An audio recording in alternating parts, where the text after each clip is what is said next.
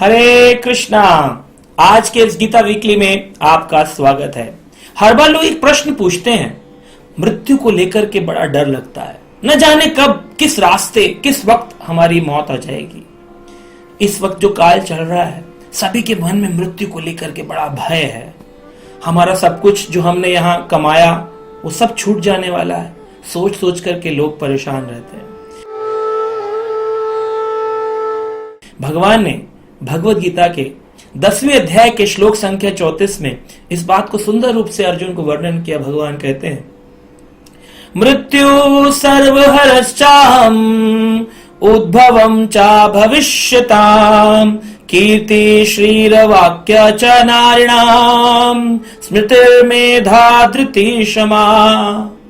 भगवान ने श्लोक में मृत्यु के बारे में वर्णन किया, मृत्यु सर्वहरश्चाहम्, और साथ में स्त्रियों के 7 गुणों के बारे में बताया कि स्त्री के अंदर कौन कौन से 7 गुण हैं, 7 क्वालिटीज ऑफ वुमेन। तो यहां पर भगवान बताते हैं कि मैं जो कीर्ति है, जो प्रशंसा है, वो मैं हूं। भगवान कहते हैं श्री यानी कि जो धन है वो भी मैं हूं। और भगवान कहते हैं वाक यानी कि जो वाणी है स्त्री की, वो भी मैं हूं। भगवान कहते हैं नारीणाम स्मृति, स्मृति यानी मेमोरी, यो जो मेमोरी है ये भी मैं हूं। और मेधा बुद्धि भी मैं हूं। धृति दृढ़ता, डिटर्मिनेशन, स्त्रियों में ये मैं हूं। और क्षमा यानी कि क्षमा की भावना स्त्रियों में जो है वो मैं हूं। तो स्त्री आपने वो कम ना समझे। भगवान श्री कृष्ण ने आप ही के गुणों को लेकर श्लोक में वर्णन किया। और विशेष रूप से जो मृत्यु को लेकर के लोग परेशान हैं, वो मौत से डरते हैं। भगवान कहते हैं मृत्यु सर्वहरश्चाहम्, मृत्यु के समय मैं सब कुछ हरण कर लेता हूं। तो चिंता किस बात की है? हम सोचते हैं शायद हम क्या छोड़कर जाएंगे, अपने साथ क्या लेकर के जाएंगे, इस बात की चिंता लोगों को रहती है। लेकिन भगवान ने कहा कुछ भी लेके जाना नहीं है। मृत्यु सर्वहरश्चाहम्, सिर्फ आपके कर्म जो हैं और आपने जो भी धर्म किया है वो आपके साथ जाने वाला है। जो अकबर था वो भी अपने पूर्वजों के बारे में विचार करता था। उनके नवरत्नों में वो सनातन धर्मी लोगों से पूछता था, हर प्रकार से अपने पूर्वजों को संतुष्ट करना चाहता था कि क्या ऐसा कर्म किया जाए मेरे पूर्वज संतुष्ट हो जाएं। उन्होंने कहा बीरबल मुझे सही राय देंगे। बीरबल से कहा, बीरबल मेरे जो पूर्वज हैं वो भूखे हैं, परेशान हैं, करे खा नहीं पा रहे हैं और नाखून और बाल बढ़ गए हैं, क्या हम उनके लिए कोई व्यवस्था नहीं कर सकते हैं? तो बीरबल के बोलने से पहले एक और मंत्री कहता है, राजा मुझे ऐसा लगता है आपको उनके बाल काटने का कुछ अरेंजमेंट करना चाहिए। बाल काटने का अरेंजमेंट अकबर बोल रहे हैं कि चलो भेजा जाए ऊपर किसी बाल काटने वाले को। कहा हमारा जो शाही नाई है, जो होता राज्य का नाई, उसको भेज देते हैं और वो जाएगा और वो ले जाकर के मेरे पूर्वजों के बाल काटेगा और जब वापिस आएगा तब मुझे बताएगा कि मेरे पूर्वज अब संतुष्ट हैं और अपना भोजन आदि खा पा रहे हैं। तो बीरबल चुप रहे। बीरबल बोले क्या हो गया, ये तो फंसने वाली बात हो गई। इससे पहले अब सजेशन दें, कैसे दें, समझाएं कैसे, कुछ बात नहीं हुई। नाई को बुलाया गया और राजा बीरबल ने सबके सामने कह दिया कि भाई कल आपको जाना पड़ेगा और पूर्वजों की सेवा करनी पड़ेगी। नाई सोचने लगा कि भाई पूर्वज तो मृत्यु के बाद गए हैं, मैं जीते जी कैसे चला जाऊं? तो दूसरे मंत्री ने कहा, जो कि राजा का चमचा था, वो बोला कि देखिए एक तरीका है, आपको हम अग्नि की चिता पर बिठाएंगे और धुएं के साथ आप ऊपर चले जाएंगे और जब कार्य पूरा हो जाए तो फिर उसी धुएं के साथ नीचे आ जाना।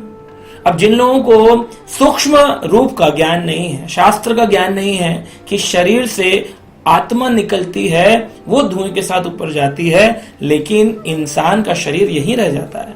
लेकिन फिर भी लोग अपने शरीर को लेकर इतना चिंतित रहते हैं, क्रीम लगाएंगे, मेकअप करेंगे और सारा दिन खाना कमाना, यही अन्नमयी कोश, इस कोश के लिए, इस चमड़ी के लिए गुजार देते हैं।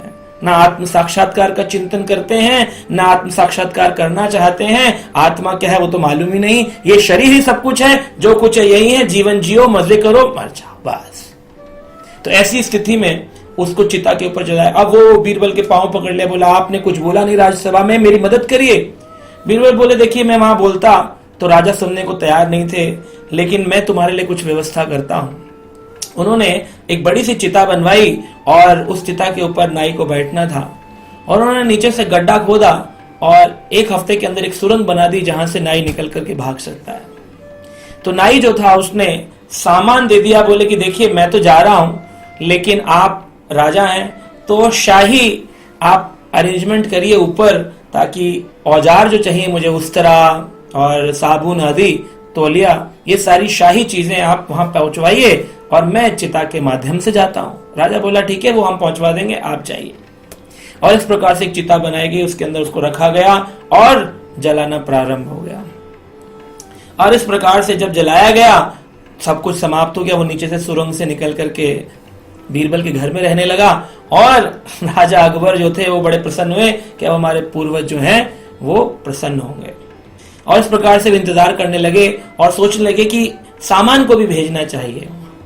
सामान को भेजने की बात आई तो बोले कि सामान को कौन भेजेगा, बड़ा मूर्ख था नाई, उसको खुद लेकर के जाना चाहिए था सामान, अब सामान पहुंचाने कौन जाएगा। तो बीरबल ने दूसरे दिन आके कहा जी मुझे स्वप्न आया है, आपके पूर्वज बड़े परेशान हैं, वो कह रहे हैं तुम्हारा नाई तो पहुंच गया है लेकिन सामान नहीं पहुंचा है तो बाल कैसे कटेंगे, अकबर तुम्हें ही आना चाहिए सामान लेकर के। तो क्या अपने पूर्वजों का सामान पहुंचाने नहीं जाएंगे राजा? राजा बोला बात तो ठीक है, मैं ही जाता हूं उस तरह वगैरह लेकर के। और चिता पर बैठाया गया, जैसे ही अग्नि लगाई गई तुरंत राजा चिल्लाने लगे अरे तुम लोग मूर्ख हो क्या, जीते जी कोई ऊपर जा सकता है क्या, शरीर जलने लग गया, मेरे को गर्मी लग रही है, मैं मर जाऊंगा। और कूदकर बाहर आ गए। तब राजा को वो बुद्धि आई और राजा ने कहा बीरबल हमसे बहुत बड़ा पाप हो गया, हमने एक नाई की मृत्यु कर दी, वो बेचारा जिंदा जीते जी हमने उसको जला दिया, ये तो बहुत बड़ा पाप हो गया, अब इस पश्चाताप कैसे किया जाए इस बात का। तो बीरबल हंसने लगे और कहा नाई को मैंने सुरंग के माध्यम से अपने घर पहुंचा दिया है, वो हमारे घर पे ही है, और लाकर के नाई से मिलवाया। तो इस प्रकार से हम देखते हैं संसार में लोग बड़ी ही जो है ना उल जुलूल बातें करते हैं कि हम अपने साथ ये ले जाएंगे वो ले जाएंगे, ऐसा कर लेंगे वैसा कर लेंगे, लेकिन होता नहीं है। मृत्यु के समय भगवान सब कुछ हरण कर लेते हैं। कोई डिग्री कमाने में लगा पड़ा है, कोई कह रहा है पैसा कमाऊंगा 10 मंजिल का मकान बनाऊंगा, कोई कह रहा है मैं गाड़ी बनाऊंगा, कोई कह रहा है मैं ऐसा कर लूंगा फैक्ट्री बना दूंगा 7 पुश्तों के लिए पैसा जोड़ जाऊंगा। लेकिन अगर आपने संस्कार नहीं दिए अपने बच्चों को तो जितना भी कमाएंगे वो सब वहीं नष्ट हो जाने वाला है और अपने साथ आप कुछ ले जाने वाले नहीं, क्योंकि भगवान कह रहे हैं मृत्यु हरिष्यामि सर्वम सर्व हरिष्यामि हम, मैं सब कुछ हरण कर लेता हूं। तो हमारी मृत्यु तो देखें पल पल हो रही है, हर पल पल हम लोग मर रहे हैं, कभी ना कभी हम मर रहे हैं, हर पल हम बूढ़े होते जा रहे हैं। कोई किसी से नहीं कहता how many years young you are, लोग बोलते हैं how many years old you are, आप कितने बूढ़े हो गए हैं। आदमी कहता है मैं 10 दिन बूढ़ा हो गया हूं, मैं 10 साल बूढ़ा हो गया हूं, फिर कहता है मैं 25 साल का बूढ़ा हूं, 25 ईयर ओल्ड। और ये बोलते बोलते हर पल हम जन्मदिन मनाते हैं और हम बुढ़ापे की तरफ मृत्यु की ओर जा रहे हैं। तो जो भक्त है और एक अभक्त है, यानी कि जो भगवान का नाम जप नहीं करता, जो गीता नहीं पढ़ता, गीता नहीं सुनता, उसकी मृत्यु में और एक साधारण व्यक्ति की मृत्यु में क्या भेद है कि जो बिल्ली होती है वो अपने बच्चे को जब अपने मुंह से उठाती है तो बच्चे को उसके अंदर ऐसा लगता है आ हा सुरक्षा हो गई।